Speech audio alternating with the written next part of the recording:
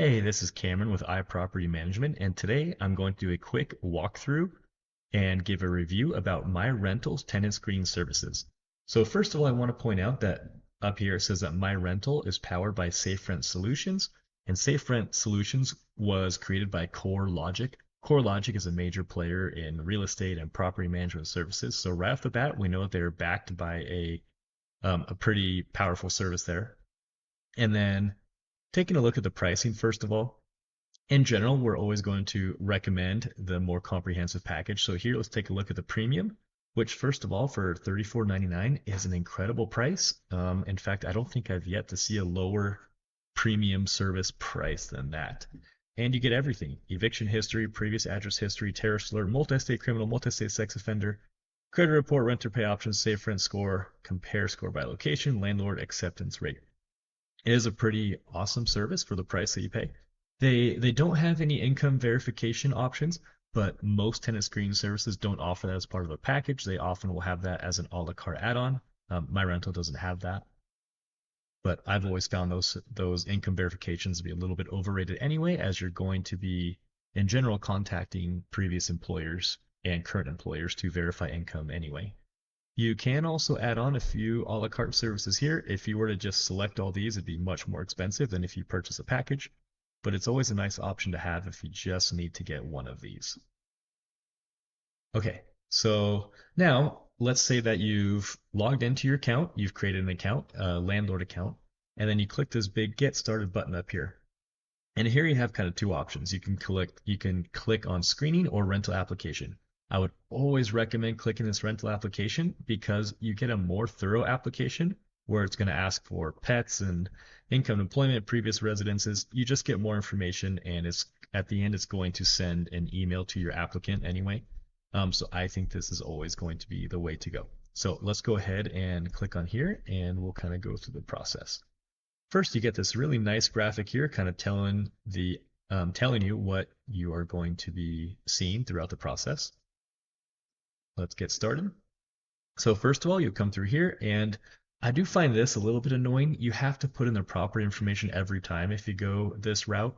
But since it is a better route, I just recommend doing it this way. So then the next step is you get primary applicants, where you put in first name, last name, email, and you get the option to add another applicant. And then this is a nice feature where you can select exactly which documents that you would like your applicant to upload. Then the next step here is you will go through and you will want to select that you're going to add the tenant screening service. You can come down here and select who is going to pay, whether it's going to be you or it's going to be your applicant, and then you'll hit continue. This page can be a little confusing because it looks like they're about to make you pay with an order summary, but that's not the case. So you'll click this confirm and send. Success. Okay, so now the application has been sent, and the person will get an email like this where to jumpstart the application process, and then you will click here to begin filling out the application. After clicking on the link in the email, the applicant is then taken to this sort of introduction to the application page, where they are given a summary of what they're going to be going through. And I can't imagine that this doesn't lead to more applicants filling out the application, just because they're going to see exactly what's expected of them. And they'll click this Get Started button. First, how many adults will live with you? They can say 2. Pets, yes. Will you have a cosigner? No. Preferred move-in date? Let's just say. And they can even select what lease term they would like. Even if it's completely against the lease term that you want them to have, it's still nice that you can see what options that they are hoping to have. Okay, and then this next page, they have the option. It's just a regular introduction sort of page, personal information sort of page. The next step in the process is an address history where they can select rent or own. So here I'm going to select rent, and then I've just picked a random address, monthly rent. You can put in how long did you live there, landlord name. You can put in the landlord's phone number, and landlord email optional. We'll go to the next page. Pet information. You can put in you have a dog and that it's a border collie, that it weighs 40 pounds. income source. I'm going to say I'm self-employed. And then you can put in all this other information. They can put in all this other information here so that you have a full background of how much money they're making. This next page is one of my favorites in the whole process because here they get a chance to explain any negative marks in their application. They get a chance to up front to say, have you ever been evicted? I'm going to say no. Have you ever filed for bankruptcy? Sure, let's say yes. Do you smoke? No. And then this is the part that I like. Would you like to provide additional information about any negative responses? So there's a chance that you'll get some applicants who are really, really qualified applicants, but they will have to put that they've been evicted or that they filed for bankruptcy. Now, if they're able to explain it here in a way that's satisfactory to you, you may be totally fine with accepting this applicant. Whereas in other applications, without a chance to explain themselves, you may just discard them right out of hand. So I really do like that. Then here they can choose to upload files that you've requested. On the next page, your applicant will have the opportunity to add in their payment information. Then once they've paid, you can be able to log into your dashboard. They make it really simple to find. I have a report here that I've submitted previously, so we're going to take a look at this one. Now, this kind of report summary is the best that I have seen among all of the tenant screening services that I've looked at so far.